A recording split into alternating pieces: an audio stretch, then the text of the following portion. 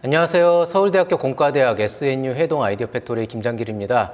오늘은 2020년도 서울 캠퍼스타운 SNU 회동 아이디어 팩토리에서 진행하는 창업 특강 시제품 제작의 이해에 대해서 말씀을 드리도록 하겠습니다. 먼저 간단하게 제 소개를 드리겠습니다. 저는 현재 서울대학교 공과대학의 연구 부교수로 있고요. SNU 공학 컨설팅 센터라고 하는 곳에서 기술 컨설팅과 창업 보육을 맡고 있습니다. 그리고 동시에 서울대학교의 메이커스 센터인 SNU 회동 아이디어 팩토리의 총괄 담당자로서 창업자들의 시제품 제작 지원을 위한 프로그램을 맡고 있습니다. 그리고 개인적으로 운영하고 있는 채널 M&L이라고 하는 창업교육 채널을 통해서 여러분에게 다양한 창업 관련 정보들을 안내하고 있습니다. 기타 자세한 내용은 여기 있는 이 페이지에 다른 내용들을 봐주시기 바라겠습니다. 시제품 제작 창업 특강은 크게 7가지로 구성이 되어 있습니다. 그 중에서 첫 번째, 두 번째는 제가 지난번에 이미 강의를 했었고요. 오늘은 3회차로서 시제품 제작의 이해 그 두 번째 시간이고요. 그 안에서 이제 계속 제작 기술에는 어떤 것들이 있나에 대해서 간단하게 말씀을 드리도록 하겠습니다.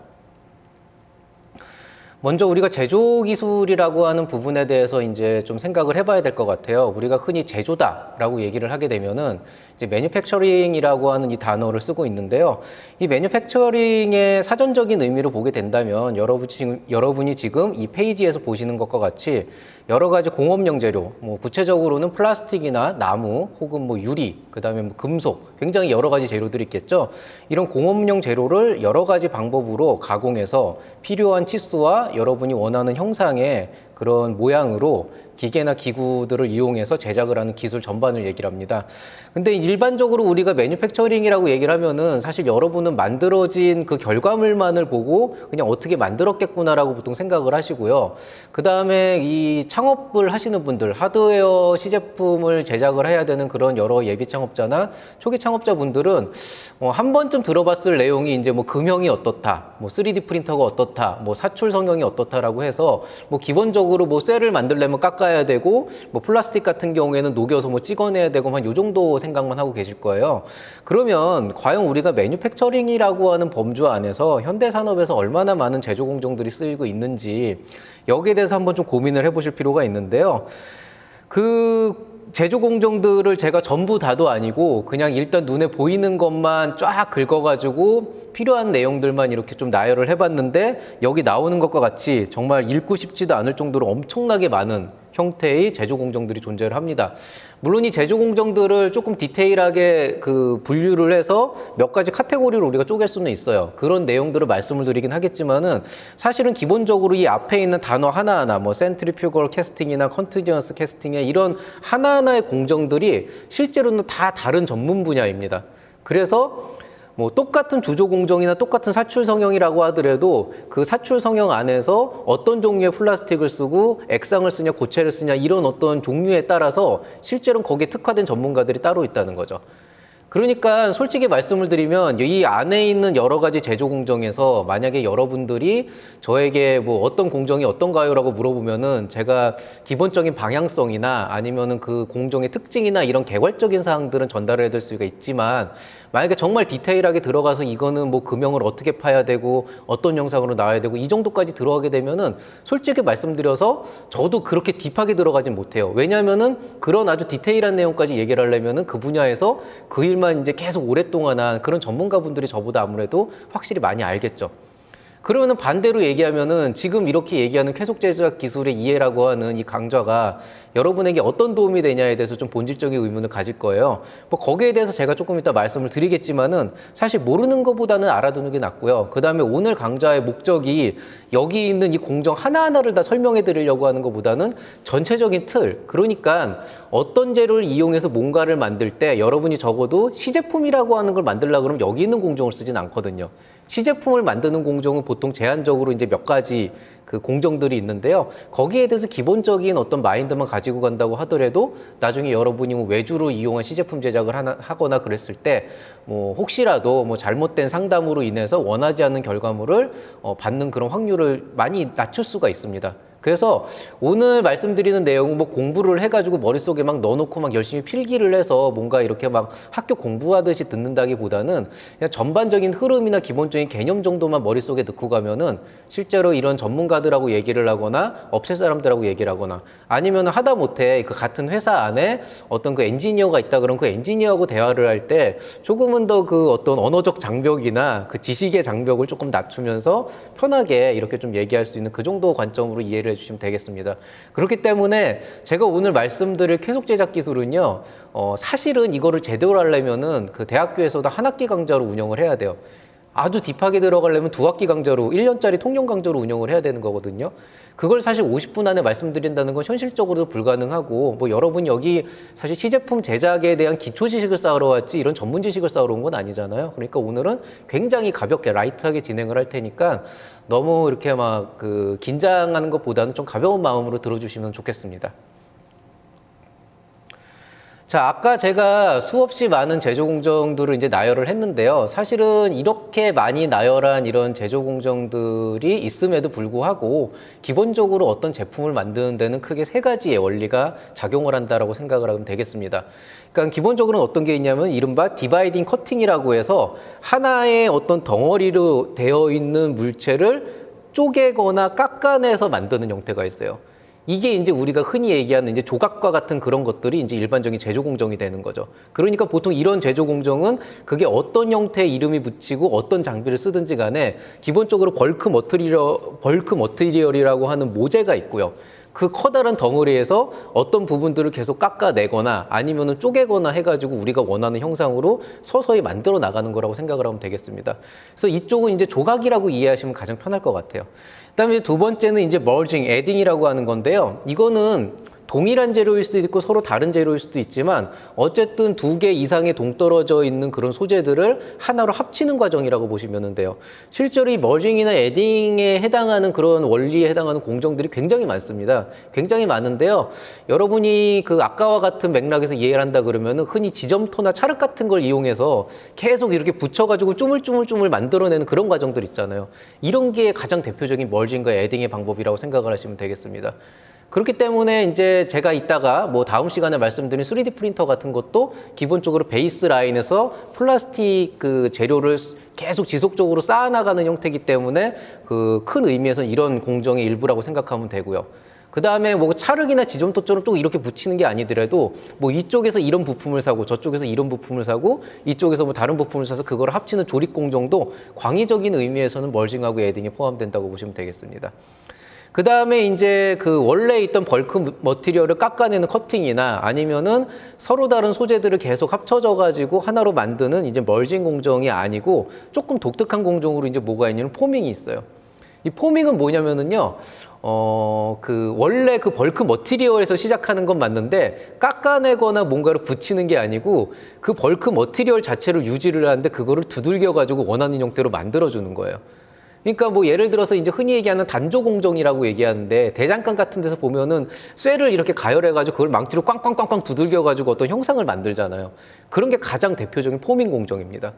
그러면은 포밍 공정은 대장간에서 얘기하는 그런 이제 쇳덩이를 두드린 것만 있냐 그러면 그렇진 않고요. 또 어떤 형태로 우리가 포밍이라고 얘기를 하냐면 그 쇳물이나 이런 걸 녹여가지고 틀에 이렇게 부어서 굳히는 것도 광의적인 의미에서 포밍이 되는 거죠. 왜냐면 그걸 우리가 뭐 깎아내거나 아니면 뭐 쌓는다는 방식으로 설명하기는 어렵잖아요. 그러니까 여러분이 이제 흔히 시제품 제작 공정을 하는 과정에서 사출 성형을 한다라고 보통 얘기를 하잖아요. 이런 플라스틱 몰드 같은 거를 이제 녹여서 안에다가 집어넣어서 이제 틀 안에서 굳히는, 금형 안에서 굳히는 과정을 얘기한다 그러면 그건 대표적인 포밍 공정이 되는 겁니다.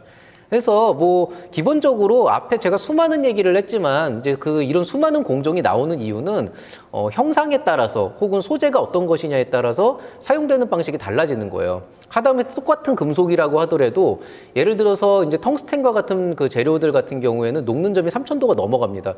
그러면은 내가 예를 들어서 일반적으로 우리가 뭐 쇠나 뭐 주철이나 이런 걸 이용해서 그 어떤 형상을 뜬다 그러면은 포밍이라고 해서 주조를 쓰게 되거든요. 그럼 어떻게 되냐면 이만한 이제 가마솥 같은 도가니에다가 그 쇳물을 녹여가지고 굉장히 높은 온도에서 주형이라고 하는 틀에다 부어서 이제 굳히는 형식으로 만든단 말이에요. 그런데 만약에 여러분이 텅스텐이나 이런 머티리얼을 쓰게 되게 되면 어떤 문제가 생기냐면 얘가 녹는 점이 3000도이기 때문에 3000도까지 올려서 녹일 수 있는 그만한 로가 필요하거든요. 근데 그런 로를 만드는 게 너무 힘들다는 거예요. 불가능한 건 아니지만은. 그렇기 때문에 보통 텅스텐 같은 재질 같은 경우에는 일반적으로 주조 공정이나 혹은 그 단조나 커팅 공정으로 쓸 수가 없어요, 사실은. 왜냐하면 너무 단단해가지고 그거를 깎을 수 있는 방법도 많지가 않고 두들겨도 잘 변형도 안 되거든요. 그래서 이런 텅스텐과 같은 재질 같은 경우에는요, 일반적으로 여기 나와 있는 방법 중에서도 포밍에서도 굉장히 특이한 종류의 포밍 공정을 이용하는데요. 분말 상태의 이런 금속 분말들을 틀 안에 넣고 고압으로 꽉 눌러줍니다. 그럼 그 안에서 뭐 신터링이라고 하는 그런 소결 현상이 일어나게 되면서 얘네들이 서로 이렇게 붙게 되거든요. 그런 방식으로 이제 적용이 된다고요. 그러니까 기본적으로 이 세 개의 틀에서 벗어나는 공정은 없어요, 사실은. 뭐 레이저를 쓰건 다른 어떤 걸 쓰건 간에 이 기초 원리 세 가지에서 벗어나는 공정은 없지만은 실제로 어떤 재료를 어떤 형상으로 만드느냐에 따라서 이 굉장히 다양한 종류의 방법이 존재한다. 이 정도로만 인지를 하고 계시면 되겠습니다. 자, 그러면은 한번 예시를 한번 들어드리도록 하겠습니다. 뭐 예를 들어서 아까 말씀드린 이 세 가지 원리가 실제로 우리가 어떤 형상을 만들 때 어떻게 적용이 되냐, 이걸 한번 예시를 들어보면은요. 지금 일단 여러분이 이 그림에서 보시는 것과 같은 이런 좀 알 수 없는 형태의 어떤 형상을 가공을 한다고 한번 생각을 해봅시다. 뭐 3차원 덩어리라고 생각을 하셔도 좋고 뭐 2차원 철판이라고 생각을 하셔도 좋은데요. 이런 모양을 가공하는 게 이 세 가지 원리에 따라서 모두 다 가능은 합니다. 그러니까 어떤 식으로 가능하냐면은 일단 첫 번째로 디바이딩이나 커팅이라는 요소를 보게 된다 그러면은 단순하게 그 커다란 하나의 직사각형 덩어리, 정육면체의 덩어리가 있다라고 했을 때 여기에서 지금 보이시는 이 초록색 파트들을 잘라내 가지고 원형을 뽑아내는 방법이 있어요. 그러니까 이런 경우에는 이 소재가 어떻게 됐든지 간에 디바이딩이나 커팅으로 이용한 방법이라고 볼 수가 있겠죠. 그 다음에 이제 두 번째 방법을 보게 된다 그러면 내가 원래 뽑아내려고 하는 요소가 이런 형상이라고 했을 때 이거를 지금 그림에서 보시는 것과 같은 이 세 가지의 파트로 쪼개가지고 각각을 만든 다음에 이거를 붙이는 방법이 있겠죠. 붙이는 건 용접으로 붙일 수도 있고 접착제로 붙일 수도 있고 볼팅을 할 수도 있는데 이런 방식으로 이제 합쳐지는 방식이 흔히 얘기하는 멀징이나 에딩을 통한 그런 제조법이라고 보면 되고요. 그 다음에 포밍이라고 하면은 그냥 그림만 나와 있는데요. 이거야말로 아까 말씀드렸듯이 직사각형이 있다 그러면 그걸 두들겨가지고 만드는 그런 형태라고 보시면 되겠습니다. 뭐 직사각형이 아니고 둥그런 모양일 수도 있게 되는 거죠. 그래서 어떤 형태로 되든지 간에 그 보통 시제품을 만든다 그러면은 그 재료의 특성에 따라서 가장 최적화된 방법을 이용을 하게 되는 거고요. 또 어떤 공정들 같은 경우에는 똑같은 재료를 가지고 굉장히 여러 가지 형태로 가공이 가능하지만 그 중에서 가장 경제성이 좋고 원하는 퀄리티를 뽑아낼 수 있는 그런 방법을 보통 택하게 되죠. 우리가 이제 최선의 방법이라고 얘기를 하는데요. 사실 이런 것들을 볼 때 그러면은 이렇게 수많은 방법이 있다면 내가 과연 어떤 식으로 제조를 하는 것이 나은가 여기에 대해서 고민을 많이 하실 거예요. 근데 뭐 정답을 말씀드리자면은 어떤 식으로든 여러분이 결과물을 뽑아낼 수 있다라고 한다면 어떤 식으로든지 가능합니다. 근데 이제 여기에서 우리가 고민해야 되는 거는 사실 이 돈은 거짓말을 안 하거든요. 그러니까 들어간 비용만큼 퀄리티는 나오게 돼 있어요. 그러니까 결국에는 이게 궁극적으로는 여러분이 생각할 때는 내가 원하는 게 한 이 정도 레벨이라고 하더라도 어떤 비용이나 시간이나 인력의 어떤 한계로 인해 가지고 그 퀄리티까지 못 뽑아내는 경우가 거의 대다수라는 거죠. 그러니까 일반적으로는 어떤 최적의 제조 공정을 찾는 그 조건 자체가 어떤 품질 지향적인 것보다는 이제 가격 지향적인 경우가 되게 많아가지고 뭐 이런 것들이 사실 비용이 고려가 되면 굉장히 복잡하다는 그런 문제가 된다. 이렇게 인지를 하시면 되겠습니다. 자, 그러면은 지금부터 뭐 대략적으로 시제품 제작을 위한 기초 공정들 몇 가지 대표적인 것들에 대해서 말씀을 한번 드리겠습니다. 자, 그러면은 일단 첫 번째 가공 방식으로 절삭 가공에 대해서 말씀을 드리도록 하겠습니다. 이 절삭 가공이라고 하는 건 이제 저희가 이제 이 기계공학에서 많이 쓰이는 그런 이제 단어인데요. 그냥 간단하게 생각하시면은 깎는 과정이다라고 생각을 하시면 됩니다. 조각이죠, 조각. 그러니까 어떤 그 큰 덩어리가 있고 그 덩어리를 하나씩 깎아내가는 과정인데요. 기본적으로 이제 상식적인 범위에서 생각을 하시면 돼요.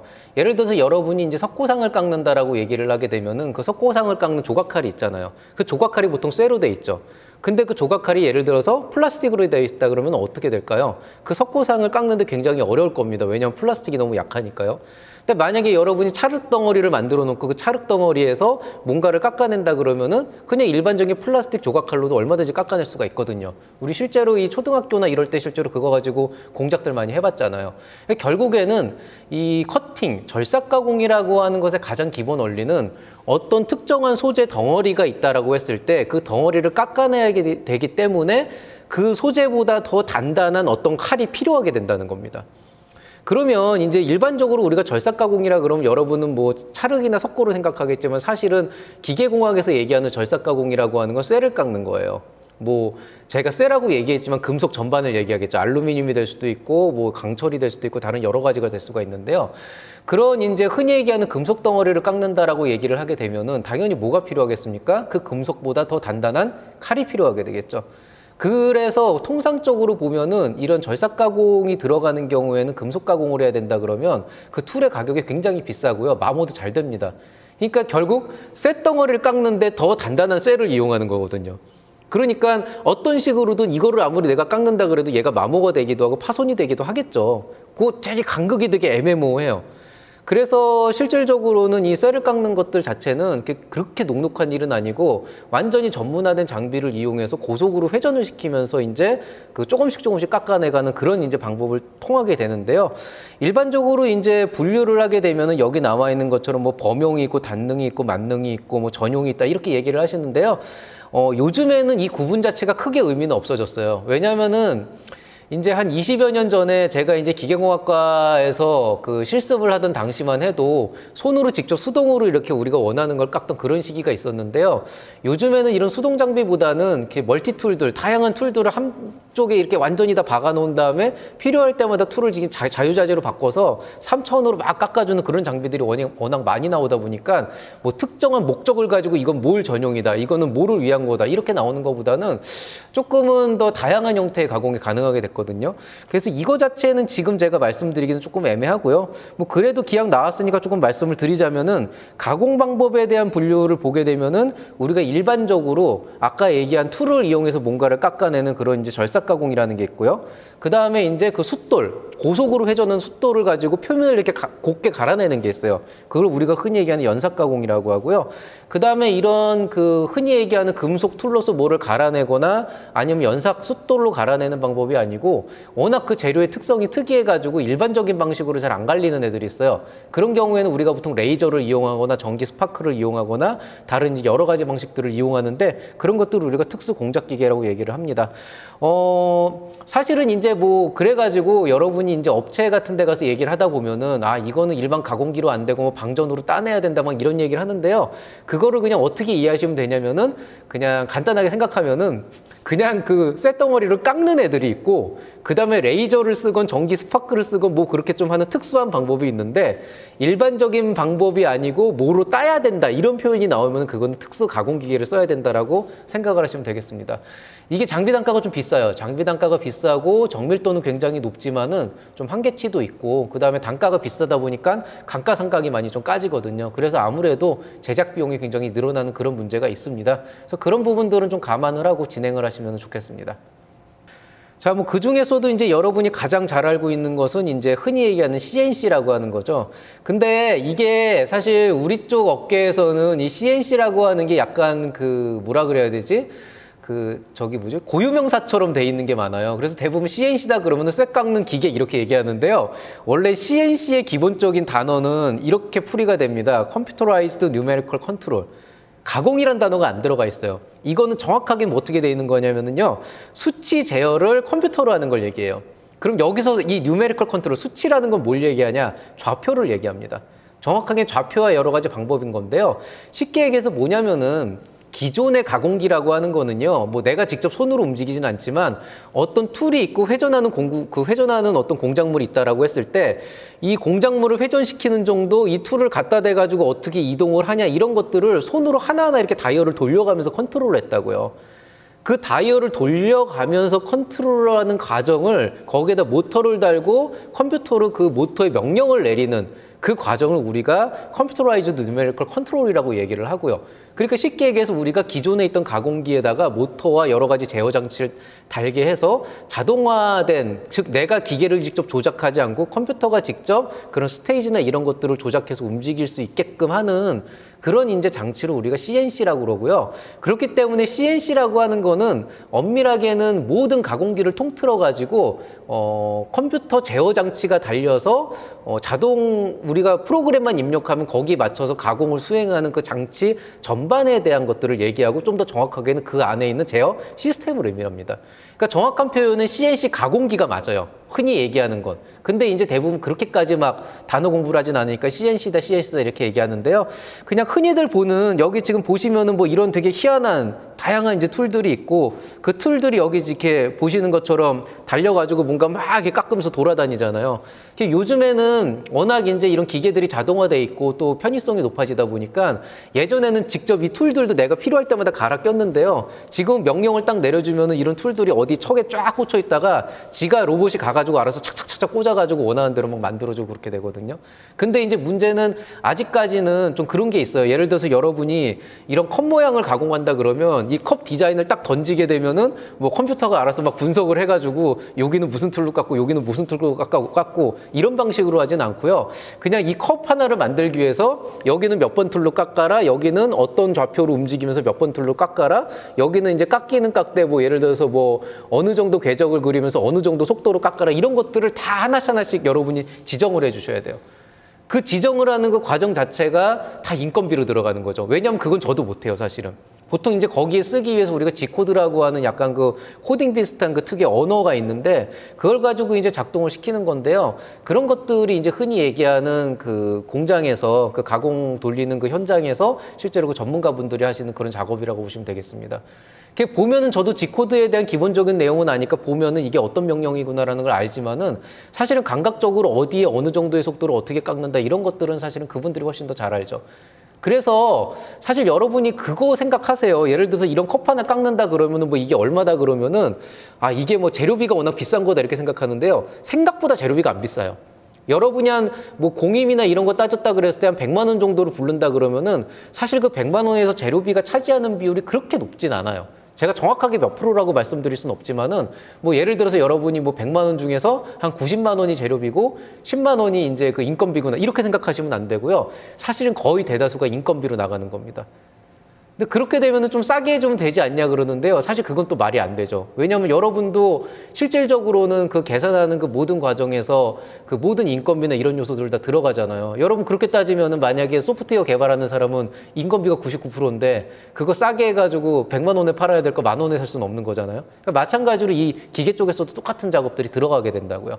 그래서 이런 것들이 굉장히 힘든 일이기 때문에 굉장히 많은 이제 비용이 들어가고 또 하나는 이런 기계들은 기본적으로 몇 억 단위로 들어가요. 그렇게 되다 보니까 이 감가상각되는 비용들이 굉장히 많게 되죠. 그래서 CNC로 돌리는 것들이 그렇게 싸지는 않습니다. 자, 용어 공부를 조금 더 추가적으로 해볼까요? 여러분이 이제 CNC라고 하는 이제 가공기 얘기가 들어가면은 또 그 현장에서 제일 많이 듣는 것 중에 하나가 뭐 3축 가공기다, 5축 가공기다 이런 얘기 들어가거든요. 요 3축과 5축에 대해서 간단하게 얘기할게요. 이건 이제 차원의 문제인데 기본적으로 우리가 그 점 하나가 있으면 0차원이라 그러고 그 다음에 여기에서 이렇게 앞뒤로 왔다 갔다 하는 직선 운동을 하게 되면 그걸 우리가 1차원이라고 얘기를 하죠. 그러면은 우리가 만약에 X축 방향으로만 움직이는 그런 이제 물건이 있다라고 하게 되면은 우리가 실제로 할 수 있는 운동은 왔다 갔다 이 영상밖에 못 갖게 되는 거죠. 그럼 여러분이 만약에 2차원 영상이 어떤 그런 그 평면 영상에 뭔가를 깎고 싶다 그러면 어떻게 돼야 되겠어요? 여기에서 Y 방향으로 움직일 수 있는, 세로 방향으로 움직일 수 있는 축이 하나 더 들어가야 되겠죠. 그래서 이렇게 되게 되면은 X축과 Y축이 있게 되니까 이거는 2축 가공기가 됩니다. 실제로는 2축 가공기라는 거는 보통 존재하지는 않아요. 왜냐하면은 요거는 제가 조금 이따 말씀을 드릴 텐데 일단 이축 가공기라는 게 일단은 뭐 이론상으로는 있을 수가 있고요. 그럼 여러분이 만약에 그런 평면상으로 움직일 수가 있게 된다 그러면은 그 다음에 해야 되는 건 뭘까요? 어떤 3차원 형상을 가공하려면 여기에서 Y 방향, Z 방향으로 움직일 수 있는 그게 또 하나 필요하게 되겠죠. 그렇게 되면은 여기 이 그림에 보이는 것과 같이 X, Y, Z라고 하는 세 개의 축이 있어서 툴이 거기를 따라 움직여야 비로소 내가 원하는 3차원 형상 정도는 가공을 할 수가 있게 된다는 겁니다. 이게 3축 가공기예요. 그런데 이걸 놓고 한번 생각을 한번 해보자고요. 자, 우리가 어떤 툴이 있고 이 툴이 막 고속으로 회전하면서 어떤 재료를 깎는단 말이에요. 깎는데 제가 아까 이축 가공기라는 거는 이론상으로 존재하기 힘들다라고 하는 이유는 뭐냐면은 이축 가공기 같은 경우에는 그럼 어떻게 돼야 되냐면 얘가 일단 재료에 닿아야 되잖아요. 재료에 닿아서 깎아야 되는데 재료에 닿으려면 얘가 일단 위아래로 조금은 움직여야 되잖아요. 그래서 통상적으로는 3차원 방향으로 그렇게 정밀하게 컨트롤이 되지는 않지만은 기본적으로 그 2차원 평면을 가공하려고 해도 이 축 자체는 위아래로 움직이는 그 운동이 있어야 되거든요. 그래서 보통 그런 경우에는 우리가 자유자재로 하는 3차원은 안 되지만은 Z 방향으로 조금 움직일 수는 있다. 그래서 2.5축이라고 얘기를 해요. 이건 뭐 용어의 차이니까 그냥 그 정도로 이해를 하시면 되겠고요. 자, 그런데 이제 이 3축 가공기를 가지고 보통 우리가 가공을 한다 그러면 원하는 3차원 영상이 다 나오냐 이렇게 생각할 수 있거든요.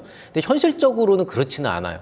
왜냐하면은 아까 말씀드렸듯이 보통 이 컴퓨터라고 하는 거는 그렇게 똑똑한 애들이 아니에요. 우리가 흔히 뭐 머신러닝이다 뭐다라고 얘기를 하지만 그것도 결국에는 프로그래머들이 적절한 수준의 코딩을 이용해서 알고리즘을 주면은 그 알고리즘에 따라서 그 내부 프로그램들이 이제 어떤 그 판단이나 이런 것들을 이제 수행을 하는 거잖아요.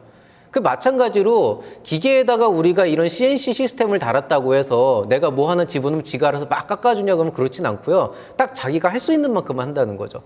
자, 제가 3축 가공기라고 하는 게 왜 한계치가 있냐라는 거를 이제 말씀을 드릴 텐데요. 이유는 이렇습니다. 하나의 축이 있다 그러면 보통 3축 가공기는 어떻게 움직이냐면은 툴이 하나 있고요. 이 툴이 막 회전을 하면서 고속으로 회전을 하면서 이 밑에 있는 이 어떤 머티리얼을 재료를 우리가 이렇게 회전을 하면서 이렇게 깎기 시작을 합니다. 자, 근데 얘가 움직일 수 있는 게 어떻게 되죠? 이쪽 방향 위아래만 돼요. 그럼 어떤 문제가 생기냐? 이 컵을 가공을 못 하는 거예요. 왜냐면 이 컵을 가공을 하려면은 얘가 이렇게 들어와가지고 여기를 따야 되는데 얘가 위아래로만 움직일 수가 있으니까 이렇게 그 우리가 보통 역굽의 형상이라고 그러는데 이렇게 아래쪽으로 거꾸로 들어가 있는 형상 같은 경우에는 툴이 닿질 않는다고요. 그러니까 이런 형상 같은 경우에는 뒤집어 놓고 가공을 하거나 근데 뒤집어도 역구배가 생기는 경우에는 아예 가공이 불가능한 상태가 되죠. 그럼 보통 어떻게 하냐면은 이쪽만 이제 가공을 한 다음에 다시 돌려서 끼운 다음에 가공하는 방식도 있긴 있는데 문제는 우리가 보통 이런 절삭 가공을 통해서 얻을 수 있는 정밀도가 보통 머리카락 두께의 한 10분의 1 정도까지 갑니다. 그러면은 그 정도까지 간다 그러면은 여러분이 흔히 생각할 때 이걸 뒤집어 놓는다 그랬을 때 정확하게 그 머리카락 두께에 준하는 정도로 포지셔닝을 정확하게 해야 되잖아요. 그게 현실적으로 어렵다고요. 그러니까 결국엔 뭐가 필요하게 되는 거냐면은 이렇게 움직이는 거 말고도 얘가 안쪽으로 이 컵을 가공한다 그랬을 때 안쪽으로 이렇게 확 이렇게 거꾸로 이렇게 돌아가는 각도가 필요하게 된다는 거죠. 그러면 어떻게 되냐면 우리가 자유도 측면에서 봤을 때 X, Y, Z만 있는 게 아니고 얘가 이렇게 즉 앞뒤 좌우로 이렇게 전후좌우로 회전하는 그 방향이 필요하게 되는 거죠. 그걸 가지고 실제로 운동을 따져보면은 X 방향으로 회전하는 거하고 Y 방향으로 회전하는 그 두 개의 자유도가 더 필요하게 되거든요. 그래서 툴이 이렇게 왔다 갈 수 있게 되면은 그때는 원하는 거를 다 깎을 수가 있습니다. 그래서 이런 경우에는 우리가 축이 5개라 그래서 5축 가공기라고 얘기를 하죠. 6축 가공기는 없어요. 6축 가공기는 왜 없냐면은 어차피 Z 방향에서 이게 회전을 하잖아요. 회전을 하기 때문에 이쪽은 그 돌아가도 별로 의미가 없기 때문에 현존하는 가공기는 일단 5축까지고요. 물론 간혹 가다 보면 우리는 뭐 또 컨셉을 다르겠다 그래서 뭐 6축이네 7축이네 이런 식으로 막 홍보하는 데도 있는데 이론상으로 그 이상부터는 그냥 컨셉을 집어넣은 거지 그 특별히 뭐 이론상으로 그게 뭐 가능하다 이런 건 아닙니다. 그리고 아까 제가 2축 얘기를 잠깐 하다가 2.2축은 없고 2.5축만 있다고 얘기했는데요. 예외적으로 이제 레이저 가공기 같은 경우에는 실제로 그냥 레이저로 쏴가지고 2차원 절단만 하기 때문에 엄밀하게는 그게 2축 가공기라고 얘기를 할 수 있지만 보통 그렇게 표현은 안 합니다. 그래서 뭐 그 정도로만 알고 계시면 되고요. 이제 이렇게 얘기를 하다 보면은 이제 많은 분들이 아니 그러면 5축 가공기 있는 데를 가면 되지 않냐, 가공기를 그런 걸 쓰면 되지 않냐 얘기하는데요. 5축 가공기가 나오긴 나오는데요. 5축 가공기는요 정말 쓰기가 힘들어요. 왜냐하면 아까 말씀드렸듯이 이게 내가 그 소재를 준다고 해서 형상을 디자인 파일을 넘겨준다고 해서 컴퓨터가 알아서 막 지가 막 계산해가지고 막 이렇게 가공해 주는 게 아니에요. 기본적으로 형상이 나오면 그 좌표나 이런 것들에 대한 전반적인 것들을 그 명장들이, 전문가들이 이제 그 오축 가공기에 대한 부분들을 다 이렇게 이제 커팅을 하게 돼 있는데요. 문제는 뭐냐면 오축 정도가 되면은 보통은 툴을 이렇게 회전시키진 않기 때문에 툴은 XYZ로 움직이고 이 밑에 있는 스테이지를 회전시켜서 이제 물체를 이동하거든요. 근데 어떤 방식이건 간에 회전을 시키면서 어떤 경우가 있냐면 얘가 여기를 깎아야 되는데 회전시키면서 이게 있다라고 다른 형상이 있다라는 걸 인지를 못하게 되면 얘가 이걸 쳐가지고 아예 절단을 시켜버리거나 툴이 날아가는 경우가 있어요. 그래서 보통 오축 가공기가 들어가면은 그 툴패스 잡는 게 너무너무 힘들어요. 그래서 여기로 넘어가면은 그때는 전문가 계열이 아니고 명장의 계열로 들어갑니다. 그래서 일반적으로 산업 현장에 오축 가공기가 있는 데가 많지가 않고요. 오축 가공기 자체가 되게 비싸요. 보통 한 5억에서 6억, 한 심한 거는 뭐 10억 이상 가는 장비들도 있고요. 그다음에 그런 장비들은 보통은 이제 좀 대기업의 뭐 자동차 공장이나 이런 데서 그나마 좀 쓰이고 있고, 거기서 일하는 분들 연봉은 보통 한 1억 가까이 받는다고 보시면 되겠습니다. 요즘에는 이제 그 조금 저가형으로 한 1,000만 원에서 2,000만 원짜리 정도 수준의 간단한 플라스틱 가공이 가능한 그런 오축 가공기가 나오고는 있는데요. 사실은 그거 가지고 원하는 형태로 뽑아내기가 쉽지가 않아서 보통 이런 경우에는 그냥 3D 프린터로 뽑은 다음에 후가공을 해서 이제 표면을 다듬는 그런 경우가 있고요. 그런 오축 가공기도 아까 말씀드렸듯이 툴패스가 자유제재로 되지는 않기 때문에 결국에는 엄청난 양의 그 정신적, 체력, 육체적 그런 노가다가 되게 필요한 일이다, 이렇게 알고 계시면 되겠습니다. 그래서 좀 그런 고민들을 해보시고요. 참고로 말씀드리면 좋은 가공기가 있다고 제품이 잘 나오는 건 아니에요. 오히려 그거보다는 숙련된 전문가가 얼마나 더 잘 만드냐의 문제이기 때문에 사실은 여러분이 이런 그 업체들을 선정을 할 때는 단순히 좋은 장비 있냐를 보는 것보다는 장비가 좀 후져도 거기 있는 사람이 얼마나 가공을 잘하는 사람이냐, 얼마나 오랜 그 경험을 갖고 있는 사람이냐, 그거를 좀 고민하시면 돼요. 그리고 이제 만약에 우리가 자체적으로 좋은 장비 들여서 직접 만들 거다라고 생각을 하면은요, 그거 조작할 사람은 있고 유지 보수할 사람은 있는 건지, 또 유지 보수비가 과연 나오긴 할 건지, 이런 것들에 대해서 좀 고민을 해보셔야 됩니다. 자, 그 다음에 이제 그 기본적으로 그 두 번째 얘기는 이제 제가 이제 주조에 대한 얘기를 해드릴 건데, 주조와 사출 성형에 대한 얘기를 해드릴 건데요. 일단은 금형의 이해에 대해서 조금 말씀을 드릴게요. 자, 우리가 흔히 금형 얘기하잖아요. 자, 금형은 영어로는 몰드라고 얘기해요. 몰드는 뭐냐면은요, 정의가 되게, 이건 제가 영어 사전에서 찾은 건데요. 똑같은 형태의 결과물을 반복적으로 생산하기 위한 형틀이다, 이렇게 정의가 됩니다. 쉽게 얘기해서 뭐냐면은 그 소재가 금속이건 플라스틱이건 유리건 아니면 다른 뭐 찰흙이건 어떤 거든 상관없이 내가 똑같은 제품을 여러 개를 찍어내고 싶을 때 찍어낸다는 표현을 쓰잖아요. 그 찍어내려면은 그거를 찍기 위한 틀이 필요하잖아요. 그 원형이. 그게 몰드예요. 그럼 왜 그걸 우리가 금형이라고 하냐? 금형이라고 할 때 이 금자가 금속의 금자를 쓰거든요. 금속으로 만든 틀이어서 금형인 거예요.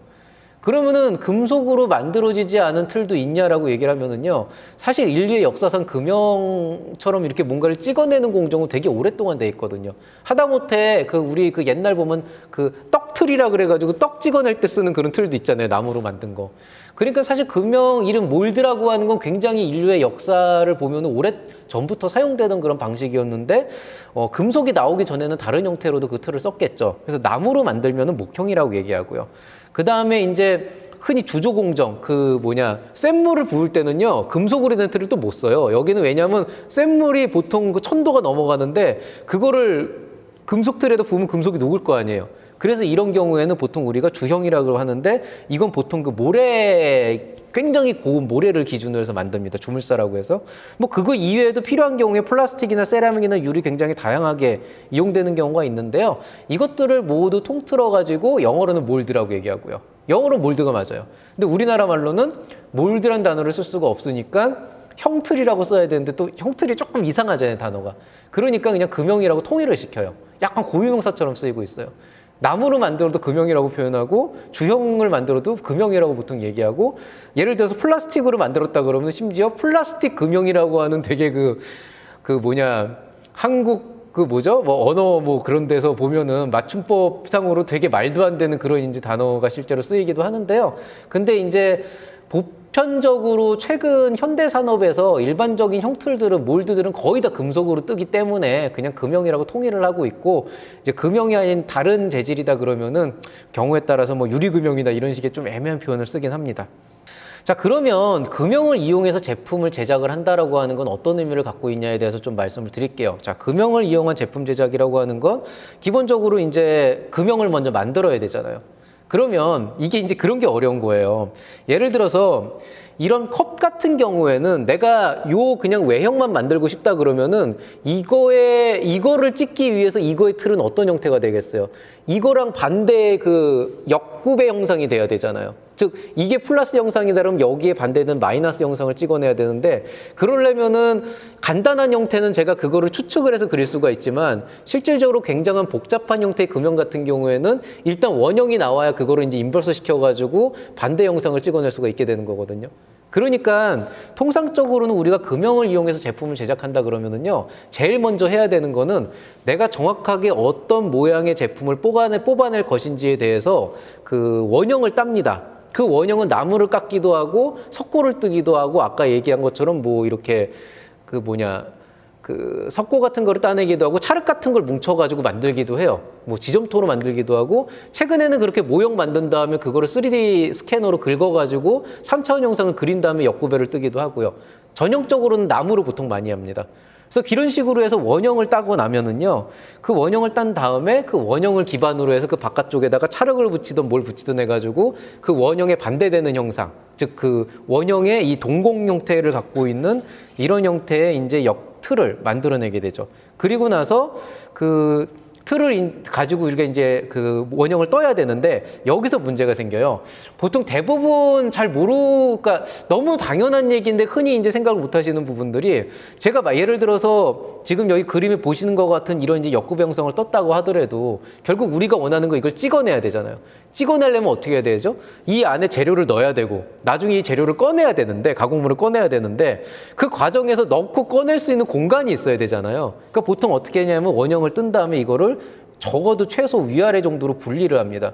그렇게 해서 보통 상부와 하부로 이렇게 쪼개게 되고요. 경우에 따라서 두 개로 분리가 안 될 경우에는 뭐 3-4개로 이렇게 쪼개는 경우도 있습니다. 그렇게 쪼갠 다음에 이제 어떻게 되냐면은 그냥 쪼개는 게 다가 아니고 주입을 또 해야 되잖아요. 예를 들어서 녹인 쇳물을 붓는다 그러면은 내가 여기 반 채우고 위에 뚜껑 덮고 채울 수는 없으니까 아예 이거를 하나의 덩어리로 만든 다음에 이 위쪽에 있는 이 조그만 이 형태에다가 이제 그 뭔가를 넣어야 되는 그런 주입구를 만들게 되죠. 그렇게 해서 원형에서 그 역구배를 뜨고 그 금형 안에서 우리가 그 가운데 잘라내는 부분과 주입을 하는 구멍을 뚫어가지고 실제로 금형이 완성이 되거든요. 이제 그러고 나서 이제 우리가 그 위에다가 뭐 녹인 쇳물이 됐건 아니면 녹인 플라스틱이 됐건 그런 것도 이제 밀어 넣는단 말이죠. 그렇게 되면은 이제 지금 그림에서 보시는 것 같은 이런 형태가 됩니다. 그 다음에 어떻게 되겠죠? 상판하고 하판을 분리를 시키겠죠. 그럼 이제 나중에 나오는 게 대략 이런 형태인데요. 이 그림에서 잘 보면 되겠지만은 통상적으로 이런 식으로 우리가 금형을 만들게 되면은 어쩔 수 없이 내가 의도하지 않았던 부분이 생겨요. 그게 어디 생기냐? 첫 번째, 이 주입구 부분에서 재료를 내가 정확하게 막 수평을 맞춰서 정확하게 거기서 딱 끊어주면 좋겠는데 그게 아니고 위에 조금 뻘떡 튀어나온 부분이 있단 말이에요. 그런 부분이 생기고요. 그 다음에 이제 옆부분에 보면은 약간 이렇게 희미하게 이렇게 제가 아까 보여드렸던 위 상판하고 하판하고 연기하는 그 경계선 부분에 조금 재료가 이렇게 삐져나올 수가 있어요. 아무리 꽉 조여도 사출 성형 같은 경우에는 위에서 굉장히 높은 압력으로 플라스틱을 밀어넣기 때문에 조금 그 틈으로 이렇게 스며 들어가거든요. 그런 것들이 생기게 됩니다. 우리가 통상적으로 이렇게 나와 있는 걸 파팅 라인이라고 얘기를 하고요. 안타깝게도 현존하는 대다수의 플라스틱 제품은 거의 다 파팅 라인이 있습니다. 다만 과거에는 그 파팅 라인이 대놓고 있었는데요. 요즘에는 기술이 워낙 발전하다 보니까 이런 파팅 라인을 최대한도로 안 나오게 하는 그런 기법도 많이 늘어났고, 나온다고 하더라도 최대한도로 숨길 수 있는 그런 방법들을 이제 차지합니다.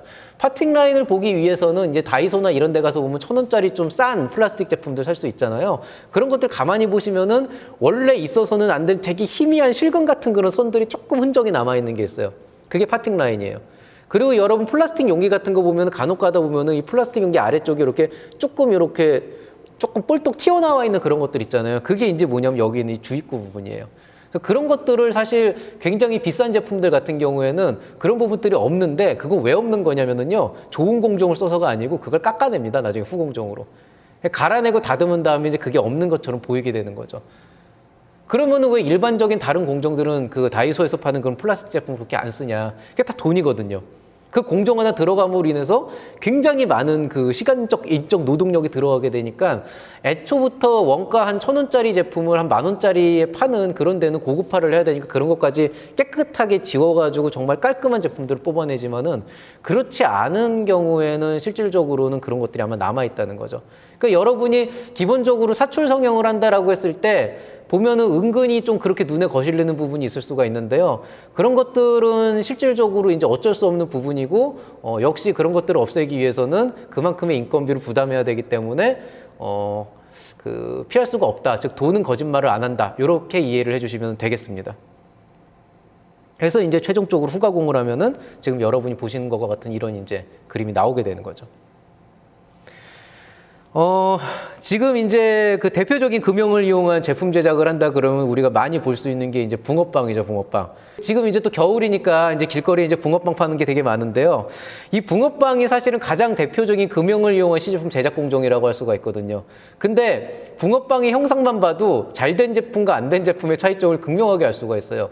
우리가 기계공학 관점에서 정말로 깔끔하게 된 붕어빵은요, 어떻게 나와야 되냐면은 표면에 파팅 라인이라고 하는, 즉 윗틀과 아랫틀을 딱 뜯어내서 분리를 했을 때 표면에 그 파팅 라인이라고 하는 그런 모서리들이 정말 깔끔하게 이렇게 스무스하게 나와 있고, 그 다음에 옆면도 굉장히 그 흠집 하나 없이 기포 하나 없이 깨끗하게 나와 있는 게 사실은 붕어빵으로서는 굉장히 완성된 형태죠. 근데 그런 제품을 뽑아내기 위해서 뭐 사실 어마어마한 그런 그 시간을 들이기가 되게 어려우니까 일반적으로는 이건 또 그런 제품이 필요하진 않으니까 보통 그런 퀄리티가 안 나오는데요.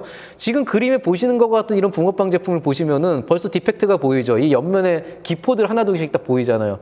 이게 만약에 여러분이 사출 제품 들어간다고 했을 때 거기에 실제로 작용했다고 생각을 해보세요. 이게 불량 난 거라고요. 그 다음에 또 하나는 이 바깥쪽에 보시면은 이 바깥쪽에 이렇게 그 흔히 얘기하는 파팅 라인이라는 게 있잖아요. 여기 좀 탄 부분도 있고 여기 뭐 팥도 삐져나와 있고 이런 게 다 실질적으로는 일반적인 이제 그 사출을 뜨는 공정이나 금형을 이용한 주형 공정에서는 이게 다 불량이 나는 거예요, 실제로는. 통상적으로 이게 너무 이렇게 심하다 그러면은 이제 여기를 다 갈아가지고 없애는 그런 과정들이 실제로 필요하고요. 근데 이 부분들이 불량이라기보다는 완성된 제품으로 나가기에는 후공정이 필요한 상황이다 이렇게 이해를 하시면 되겠습니다. 참고로 말씀드리면은 저도 이 붕어빵 바깥에 난 이 바삭바삭한 부분 좋아하는데 어쨌든 뭐 그런 식으로 이해를 하시면 되겠다라고 말씀드리겠습니다. 자, 뭐 사출 성형이라고 하는 거는 그 이런 금형을 이용한 방법 중에서 이제 플라스틱이나 실리콘 재질, 고무 재질의 이런 이제 그 소재들을 가지고 그 사출을 하는 방식인데요.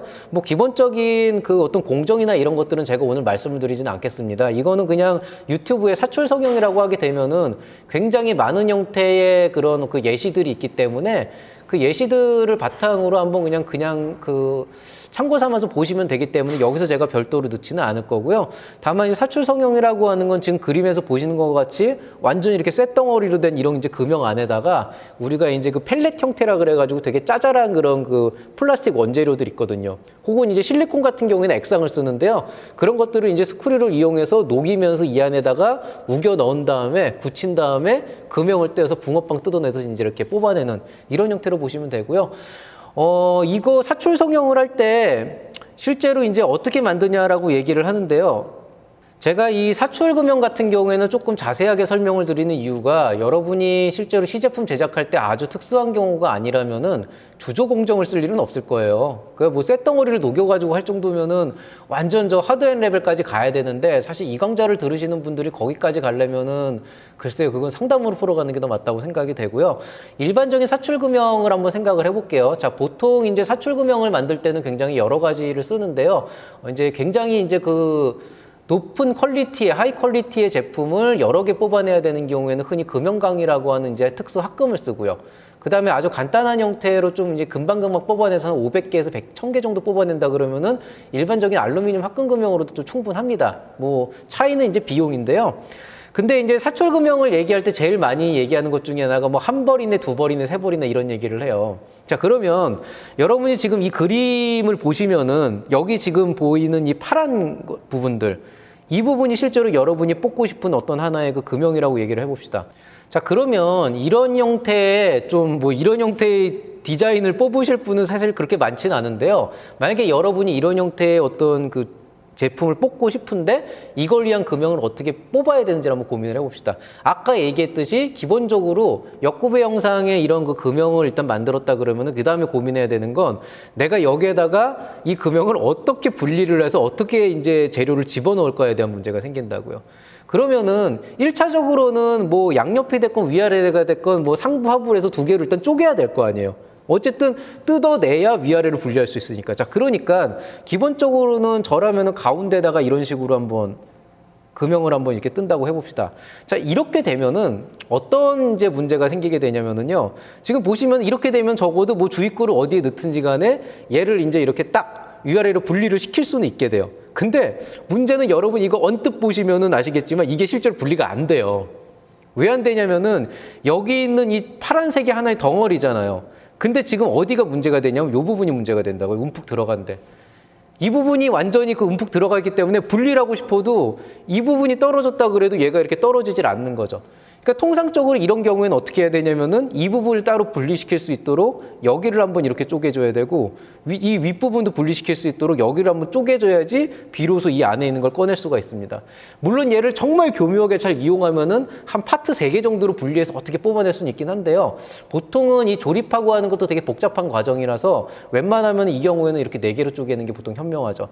자, 그러면 어떻게 됩니까? 우리가 금형을 몇 개로 쪼개야 되죠? 1번, 2번, 3번, 4번 4개로 쪼개야 되죠. 이게 4벌짜리 금형이 되는 거예요. 만약에 이렇지 않고 그냥 위아래로만 쪼개면 된다 그러면 2벌짜리 금형이 되는 거고 한쪽은 그대로 그냥 통째로 드러내고 다른 한쪽은 2개로 쪼개야 된다 그러면 3벌짜리 금형이 되는 거고 그거보다 더 많아져야 된다 그러면 뭐 5벌, 6벌 이렇게 나가는 거죠. 다 돈이에요. 왜 돈이나? 일단은 분리해가지고 설계하는 과정의 시간이 더 들고요. 그 다음에 한 벌이 늘어날 때마다 제가 그 하나 뽑아낼 때마다 계속 분리하고 합쳐야 되는 그게 다 인건비로 들어가거든요.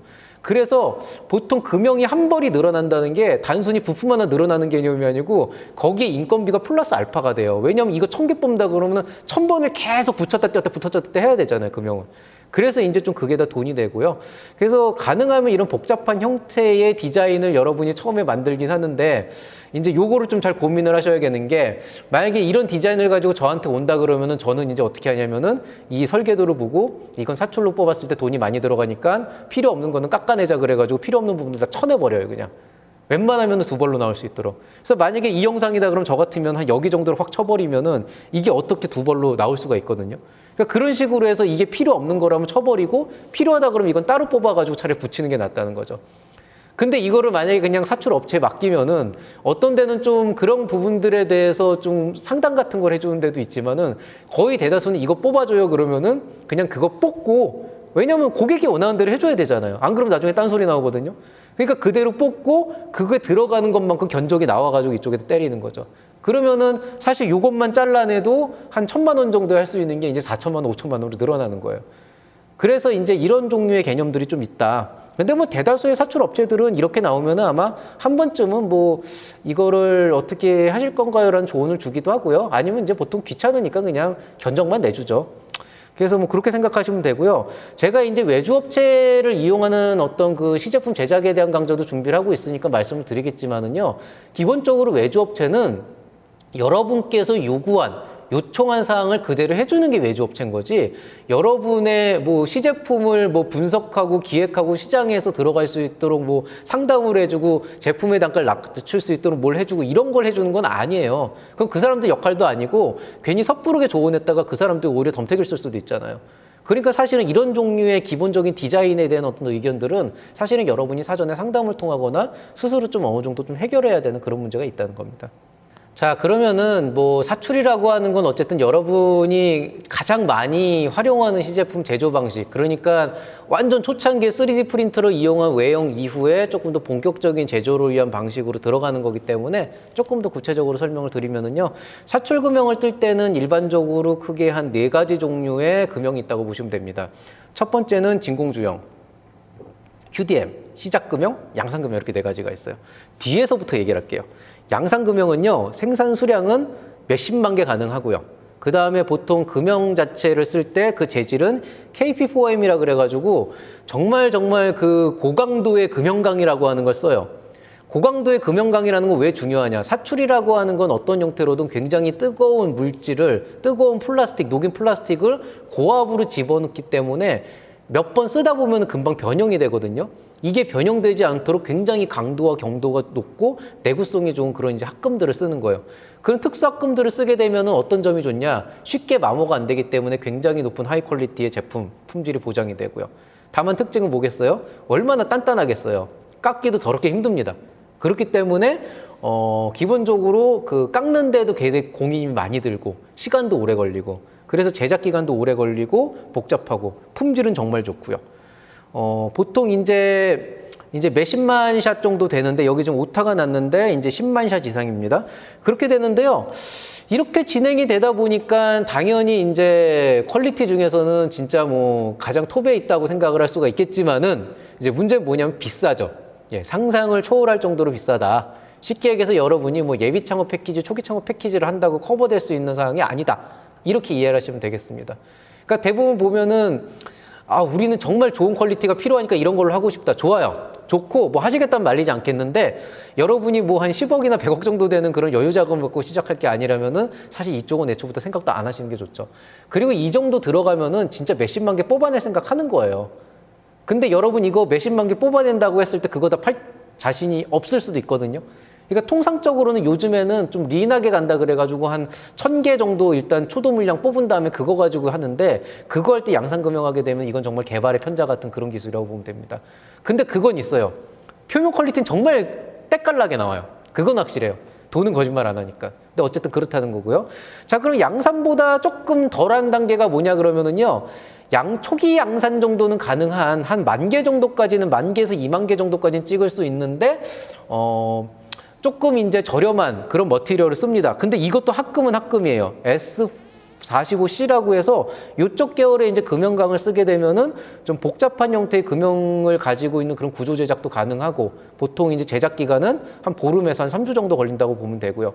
생산 수량은 이제 여러 개를 찍는다 그러는데 그건 좀 케이스 바이 케이스인데 이거는 뭐 실제 이제 여러분이 시제품 만들어야 된다 그러면 상단 가서 해결해야 될 문제이기 때문에 말씀을 안 드릴게요. 어쨌든 중요한 거는 요 정도까지는 일반적인 그 대량 생산의 계열로 볼 수가 있고 다만 이제 양산 금형보다는 조금 덜 뽑는 경우에 상대적으로 이걸 쓴다. 그러면은 왜 이거는 시작금형이라고 하냐 그러면은 몰드 재질이 조금은 그 양산금형 KP4M보다는 약하기 때문에 상대적으로 약하기 때문에 이제 10만 개까지는 못 뽑아낸다. 10만 개 정도까지 뽑아내면 품질에 이상이 생긴다. 이렇게 이해를 하시면 되겠습니다.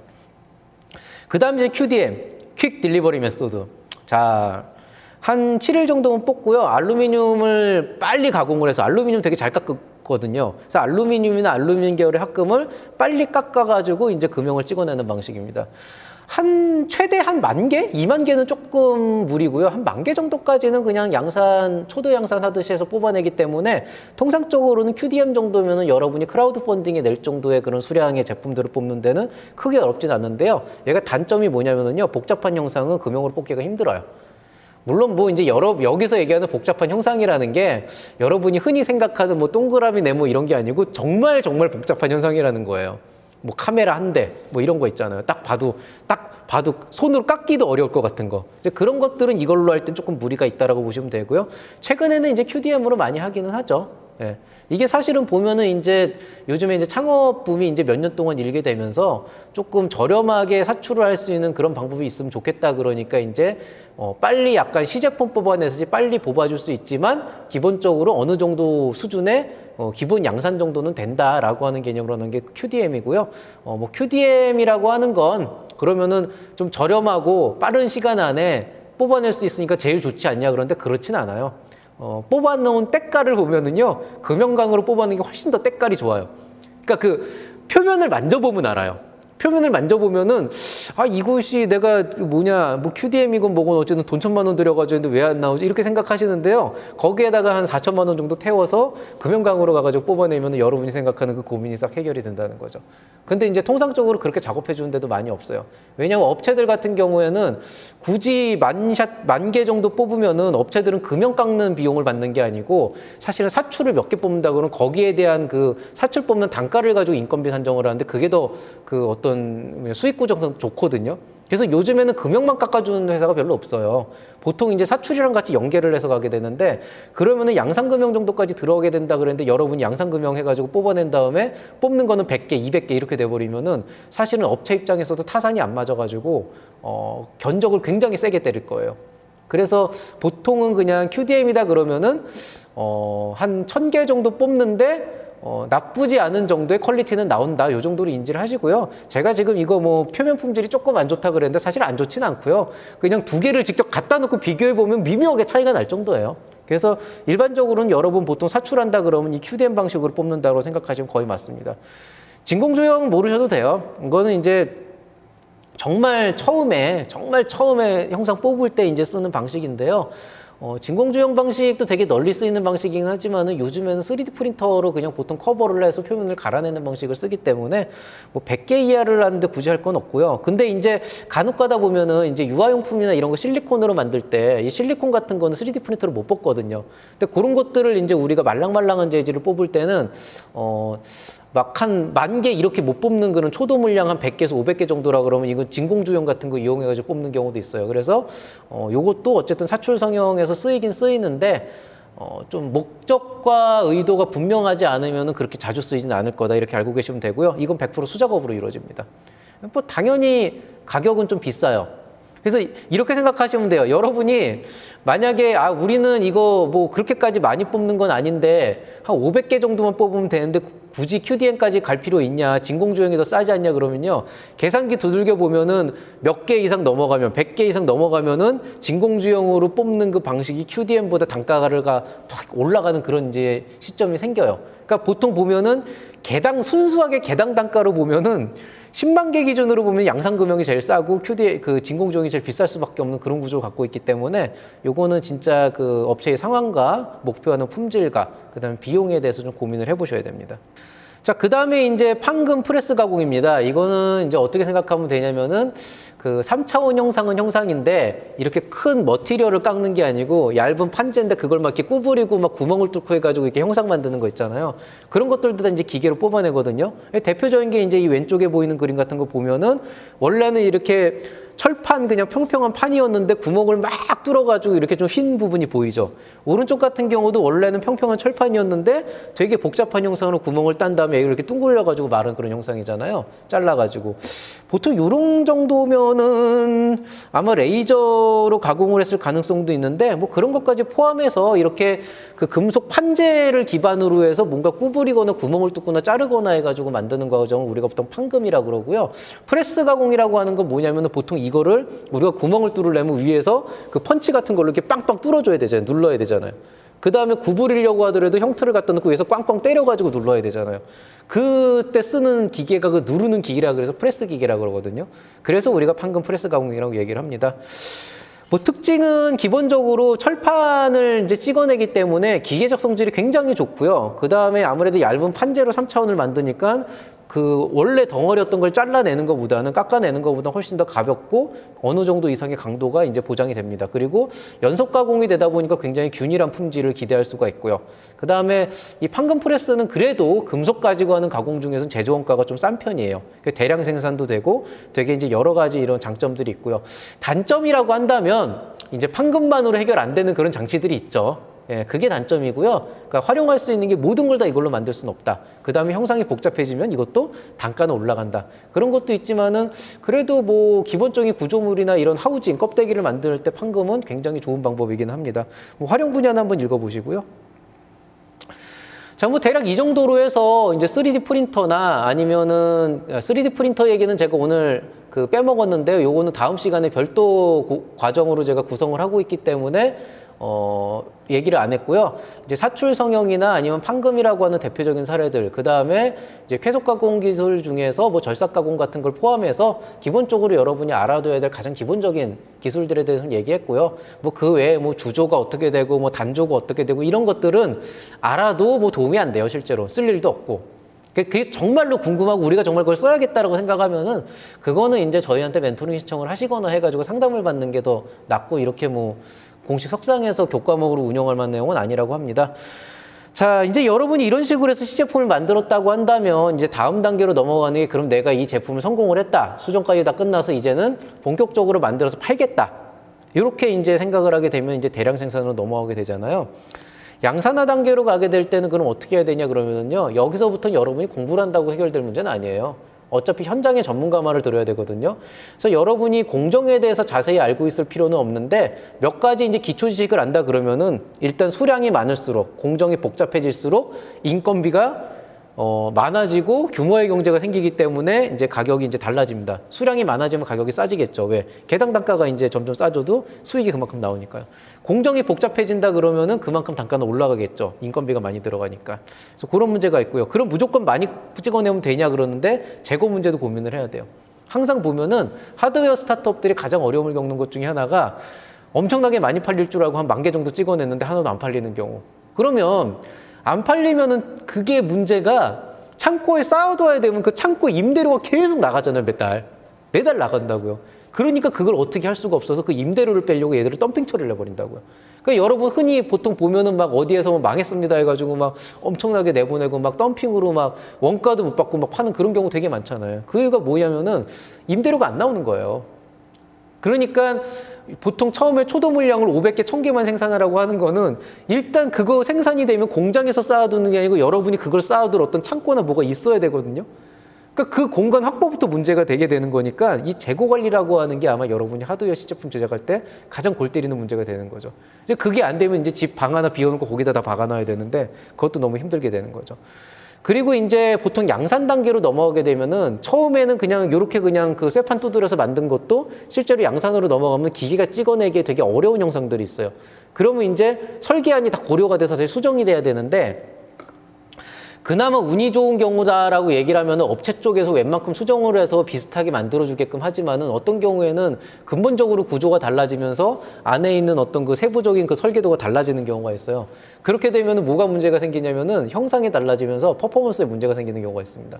예를 들어서 여러분이 이런 형상의 그 구조물 안에다가 뭔가 복잡한 파이프라인을 깔아놨는데 여기를 한 반 정도 날리게 되면서 그 파이프라인이 줄어들게 되면은 여러분이 원래 원하던 성능이 안 나올 수도 있게 된다는 거죠.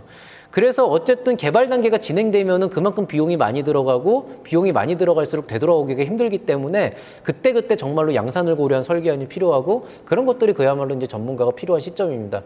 근데 실제로 그런 경우 되게 많아요. 일단 시제품 만들다 보면은 막 다 된 것 같아요. 그래가지고 어떻게든 구현을 해야 되니까 그거 막 해가지고 다 성공한 다음에 야 이제 끝났다. 이제 그냥 이거 만들어서 찍기만 하면 된다고 해서 공장에 갔는데 그걸 그대로 찍으려면은 양산 비용이 한 1억이면 될 줄 알았는데 5억 나가는 거죠. 왜냐면은 그 형상을 만드는 게 어려우니까. 그 구조대로 만드는 게 어려우니까. 즉 여러분이 손으로 깎는 거를 기계로 깎으려고 그러면은 더 잘 깎을 것 같은데 정밀도나 균일도는 높아지지만 반대로 형상적으로는 되게 어려울 수도 있다는 거예요. 그래서 그 양산을 고려한 설계라고 하는 거는 어느 시점부터는 좀 고민을 해야 될 필요가 있다. 그렇게 되고요. 이제 공정비용 상승이라고 하는 건 여러 가지가 있는데 수작업이 많아질수록 인건비는 상승하고요. 자동화 공정은 인건비가 줄어들지만은 초기 시설 투자 비용이나 감가상각이기 때문에 그거에 의한 영향을 좀 고려해 주셔야 되고 위탁 생산을 하겠다. 공장에 맡기겠다. 요즘 세상에 누가 내가 공장을 갖고 있냐. 다 이유가 있어요. 이게 예를 들어서 한 100개, 200개 할 때는 그냥 외주 맡기는 게 좋아요. 근데 어느 시점에 내가 100만 개, 200만 개 한다 그러면은요, 외주 맡기면은 그 외주 맡길 때마다 나가는 그 부수적인 수수료처럼 보이는 거. 차라리 내가 기계를 사서 사람 고용해서 쓰는 게 낫겠다라고 판단되는 그 정도 상황이 오게 되면 어쩔 수 없어요. 공장 세워야지. 근데 뭐 일반적으로는 그 정도 단계까지 가는 분들이 이 강의를 듣진 않을 거라고 생각을 하기 때문에요. 요거는 뭐 나중에 생각해 보시면 되고요. 전문가는요, 적절한 수준에서 활용할 것이라는 말씀을 드렸는데 두 가지 이유에서 말씀을 드릴게요. 어쨌든 이거는 여러분 사업이기 때문에 최종적으로 완벽한 솔루션은 세상에 존재하지 않아요. 즉 어떤 건 감안을 하고 감수를 하고 어떤 것들은 좀 무리하더라도 좀 도전을 해봐야 되는 그런 요소가 있는데 그런 리스크들을 전문가 의견을 통한다고 해서 여러분에게 정답을 주진 않아요. 그냥 여러분이 접할 수 있는 리스크에 대해서 짚어드리고 여러분이 그 안에서 판단을 하셔야 되는 거죠. 그렇기 때문에 어떤 전문가가 여러분에게 제안이 아니고 약간 그 솔루션을 거의 막 강요를 하거나 이렇게 해라라고 해서 그렇게 주는 경우는요. 저 같은 경우에는 실제로 그렇게 줘요. 왜냐하면 보통 우리 장비들을 이용해서 쓰기 때문에 명확하게 한계가 있고 줄 수 있는 거 딱 뭔지 알거든요. 근데 여러분이 만약에 여러분의 비용을 들여서 진짜 개인적인 돈을 들여서 하는 경우다라고 하게 된다 그러면 너무 전문가 의견만을 따라서 하다 보면은 어떤 문제가 생기냐, 나중에 책임 소재를 따질 때 그 사람한테 책임 소재 따질 수가 없어요. 결국 땅만 칩니다. 그래서 정말로 적절한 수준에서 활용을 하시면 좋고요. 또 하나는 너무 많은 걸 전문가한테 털어놓다 보면은 나중에 그 기밀이 유출될 수 있는 가능성도 있으니까 그런 것도 좀 감안을 하시는 게 좋겠습니다. 자, 오늘 강의는 여기서 마치도록 하겠습니다. 이제 계속 제작 기술의 이해라고 해서 모든 공정을 다 다룰 수는 없기 때문에 오늘은 일단 절삭 가공과 사출 성형, 그 다음에 이제 판금, 그 다음에 거기에 플러스 알파로 몇 가지 설명을 더 드렸고요. 제가 이제 다음 시간부터는 이제 조금 더 이런 그 일반적인 내용이 아니고 조금 더 특화된 내용으로 여러분에게 강의를 진행하도록 하겠습니다. 자, 오늘 하루 모두 수고 많이 하셨습니다. 감사합니다.